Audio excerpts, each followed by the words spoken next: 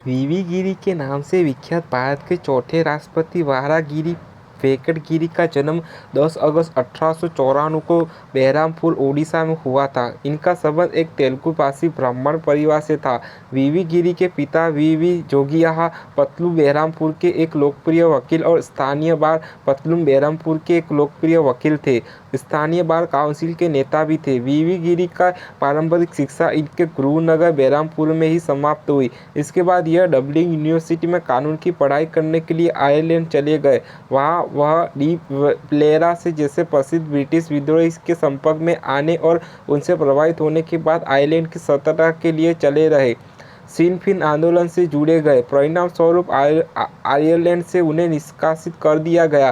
प्रथम विश्व युद्ध के समय सन 1916 में वीवी गिरी वापस भारत लौट आए। भारत लौटने के तुरंत बाद वह श्रमिक आंदोलन से जुड़ गए। इतना ही नहीं, रेलवे कर्मचारियों के हितों की रक्षा करने के उद्देश्य से उन्होंने बंगाल नागपुर रेलवे एसोसिएशन की भी स्थापना की। 1916 में भारत लौटने के बाद वीवी गिरी श्रमिक और मजदूरों के चल रहे आंदोलन का हिस्सा बन गए थे। हालांकि उनका राजनीतिक सफर आयरलैंड में पढ़ाई के दौरान ही शुरू हो गया था, लेकिन भारतीय स्वतंत्रता संग्राम का हिस्सा बनकर वह पूर्ण रूप से स्वतंत्रता के लिए सक्रिय हो गए। वीवी गिरी अखिल भारतीय रेलवे कर्मचारी संघ और अखिल भारतीय व्यापार संघ के अध्यक्ष भी रहे। सन 1934 में वह इंपीरियल विधानसभा के भी सदस्य नियुक्त हुए। सन 1937 में मद्रास के आम चुनाव में वीवी गिरी को कांग्रेस प्रत्याशी के रूप में बोबली में स्थानीय राजा के विरुद्ध उतारा गया, जिसमें उन्हें विजय प्राप्त हुई। सन 1937 में मद्रास प्रेसिडेंसी में कांग्रेस पार्टी के लिए बनाए गए श्रम एवं उद्योग में मंत्रालय में मंत्री नियुक्त किए गए। सन 1942 में जब कांग्रेस ने इस मंत्रालय से इस्तीफा दे दिया तो वीवी गिरी भी वापस श्रमिकों के लिए चले रहे आंदोलन में लौट आए। अंग्रेजों के खिलाफ चल रहे भारत छोड़ो आंदोलन में सक्रिय भूमिका निभाने के लिए अंग्रेजों द्वारा इन्हें जेल भेज दिया गया। 1947 में भारत को स्वतंत्रता मिलने के बाद वह सीलोन में भारत के उच्चायुक्त नियुक्त किए गए। सन 1952 में वह पठानपट्टनम सीट के लोकसभा का चुनाव जीत संसद पहुंचे। सन 1954 तक वह श्रम मंत्री के तौर पर अपनी सेवाएं देते रहे। वीवी गिरी उत्तर प्रदेश, केरला, मैसूर में राज्यपाल भी नियुक्त किए गए थे। वीवी गिरी सन 1967 में जाकिर हुसैन के काल में भारत के उपराष्ट्रपति भी रह चुके थे। इसके अलावा जब जाकिर हुसैन के निधन के समय भारत के राष्ट्रपति का पद खाली रह गया तो वहाँ वराहगिरी वेंकट गिरी को कार्यवाहक राष्ट्रपति का स्थान दिया गया। सन 1969 में जब राष्ट्रपति के चुनाव आए तो इंदिरा गांधी के समर्थन ने वीवी गिरी के देश के चौथे राष्ट्रपति बनाए गए। 24 अगस्त 1969 को वीवी गिरी ने भारत के चौथे राष्ट्रपति के रूप में प्राप्त नौबरीय पद और गोपनीयता की शपथ ली। प्रसिद्ध इतिहासकार और पत्रकार डॉक्टर खुशवंत सिंह ने इन्हें तब तक के सारे राष्ट्रपतियों में सर्वाधिक दुर्बल राष्ट्रपति कहकर उल्लेखनीय किया है, लेकिन यह राष्ट्रपतियों की तुलना करना उचित नहीं होगा। इतना आवश्यक था कि कांग्रेस की अतिकलह के कारण गिरी की निष्ठा प्रधानमंत्री इंदिरा गांधी के प्रति थी और वही उन्होंने बनाए भी रखी। उन्होंने अपने पहले संबोधन में इंदिरा गांधी को अपनी पुत्री के रूप में संबोधित किया था, जिस पर कई लोगों ने अपहित और आश्चर्य व्यक्त किया था, लेकिन वीवी गिरी ने यह भी भली भांति स्पष्ट कर दिया था कि संवैधानिक परंपरा अलग है और उनका निर्वाह करना भी एक अलग प्रश्न है, जबकि व्यक्तिगत संबंध और मर्यादा एक अलग चीज़ है। इंदिरा गांधी ने वीवी गिरी के निर्वाचन के लिए तब कांग्रेसियों को अपनी अंतरात्मा की आवाज़ पर वोट करने के लिए कहा था। वीवी गिरी को 50.2% वोट मिले थे और लगभग नगण्य अंतर से ही वह जीते पाए थे। उनके विरुद्ध नीलम संजीव रेड्डी चुनाव मैदान में थे। यदि रेड्डी जीते गए होते तो इंदिरा गांधी और वीवी गिरी की तकदीर की तस्वीर ही दूसरी हो सकती थी। इसलिए वस्तुस्थिति को समझकर गिरी इंदिरा गांधी के प्रति आभारी रहे तो इसमें गलत तो कुछ हो सकता है, पर निंदनीय नहीं। 24 अगस्त 1974 को इन्होंने राष्ट्रपति पद छोड़ा। उसी दिन डाक विभाग ने इनके सम्मान में एक 25 पैसे का नया डाक टिकट जारी किया था। वे एक विदेशी शिक्षा प्रवक्ता, विद्वता, सफल छात्रा नेता, एक अतुलनीय सैनिकता नेता, निर्भीक स्वतंत्रता सेनानी, एक जेल यात्री, एक प्रमुख वक्ता, एक त्यागी पुरुष थे जिसने केंद्रीय मंत्री पद को त्याग दिया था। अपने सिद्धांतों पर अडिग रहने वाले वैश्विक पुरुष थे। डॉक्टर जाकिर हुसैन के निधन के कारण 24 अगस्त 1969 में वराहगिरी वेंकट गिरी भारत के चौथे राष्ट्रपति चुने गए। इन्होंने इससे पहले 3 मई 1969 से 20 जुलाई 1969 तक कार्यवाहक राष्ट्रपति के रूप में यह पद संभाला। तत्कालीन प्रधानमंत्री लाल बहादुर शास्त्री के आकस्मिक निधन के बाद उस समय के कांग्रेस पार्टी अध्यक्ष के कमरात ने अहम भूमिका निभाई और इंदिरा गांधी को प्रधानमंत्री पद तक पहुंचा दिया। इंदिरा गांधी ने शीघ्र ही चुनाव जीतने के साथ साथ जनप्रियता के माध्यम से विरोधियों के ऊपर हावी होने की योग्यता दर्शाई। इसी बीच राष्ट्रपति के चुनाव आ गए।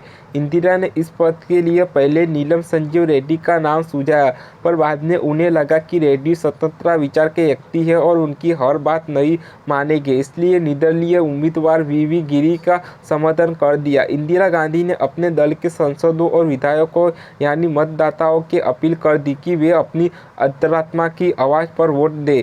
इस सवाल पर कांग्रेस में फूट पड़ गई और कुछ अन्य दलों की मदद से इंदिरा गांधी ने गिरी को जीत दिला दी। मामला इतना बढ़ गया कि गिरी के चुनाव को चुनौती देते हुए याचिका दायर कर दी गई। याचिका के मुख्य आरोप यह लगा कि राष्ट्रपति के चुनाव प्रचार के दौरान ऐसे पर्चे छापे और वितरित किए गए जो रेड्डी के चरित्र को लक्षित करते थे।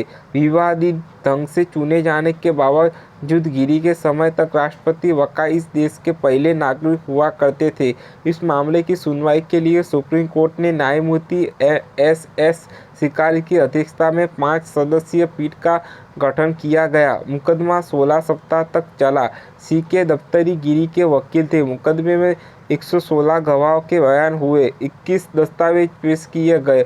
अंततः सुप्रीम कोर्ट ने गिरी के खिलाफ पेश याचिकाएं खारिज कर दी। इससे पहले सुप्रीम कोर्ट राष्ट्रपति का बयान दर्ज करने के लिए कश्मीर बहाल कर दिया था, पर श्री गिरी ने खुद हाजिर होकर बयान देना उचित समझा। सुप्रीम कोर्ट ने राष्ट्रपति के बैठने की सम्मानजनक व्यवस्था कर दी थी। सीके दफ्तरी गिरी के वकील थे।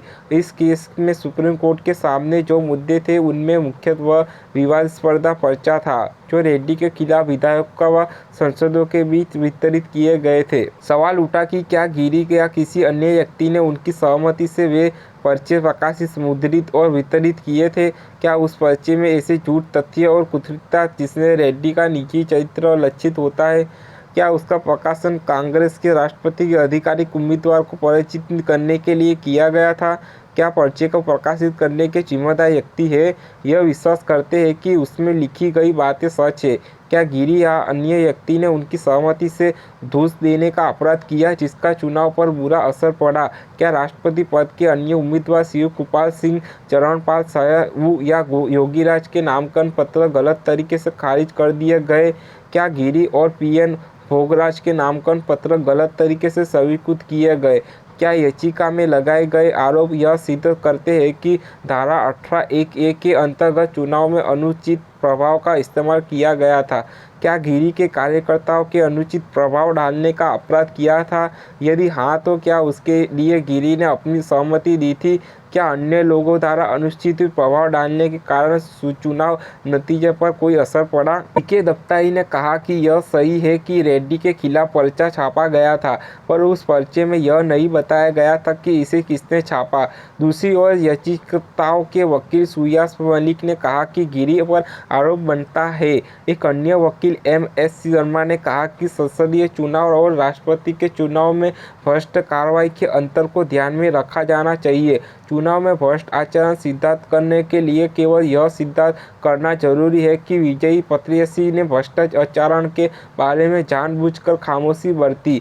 सुप्रीम कोर्ट ने दोनों पक्षों को सुनने के बाद गिरी के चुनाव को सही ठहराया और इस संबंध में दायर चारों याचिकाओं खारिज करते हुए न्यायमूर्ति शिकारी ने कहा कि हम सभी न्यायाधीश इस निर्णय पर एकमत हैं। फैसले में एक वक्त सुप्रीम कोर्ट में भारी भीड़ थी। लोगों में निर्णय सुनने की उत्सुकता थी। यह अपने ढंग का पहला चुनाव मुकदमा था। जब फैसला आया उस समय गिरी दक्षिण भारत के दौरे पर थे।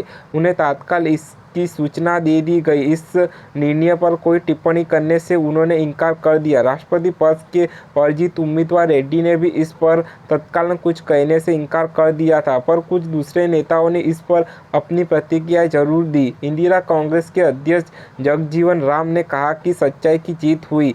भाजपा के प्रमुख नेता भूपेश गुप्ता ने कहा कि यह फैसला न केवल संसद बल्कि पूरे देश के प्रगतिशील व्यक्तियों की नैतिक और राजनीतिक दोनों तरह की विजय की प्रतीक है। संगठन कांग्रेस के अध्यक्ष निजलिंगिका ने कहा कि हमें न्यायिक फैसलों को स्वीकार करने और उसकी प्रशंसा करने की सीख लेनी चाहिए। कहा गिरी वेंकटगिरी को श्रमिकों उत्थान और देश के स्वतंत्रता संग्राम में अपने उत्सुक योगदान के लिए देश के सर्वोच्च नागरिक सम्मान भारत रत्न से नवाजा गया। 85 वर्ष की आयु में वराहगिरी वेंकटगिरी का 23 जून 1980 को मद्रास में निधन हो गया। वीवी गिरी एक अच्छे वक्त होने के साथ साथ कुशल राजनीतिक भी थे। उनमें लेखन क्षमता भी बहुत अधिक और उच्च कोटि की थी। वीवी गिरी ने औद्योगिक संबंध और भारतीय उद्योग में श्रमिकों की समस्या जैसी किताबें भी लिखी थी।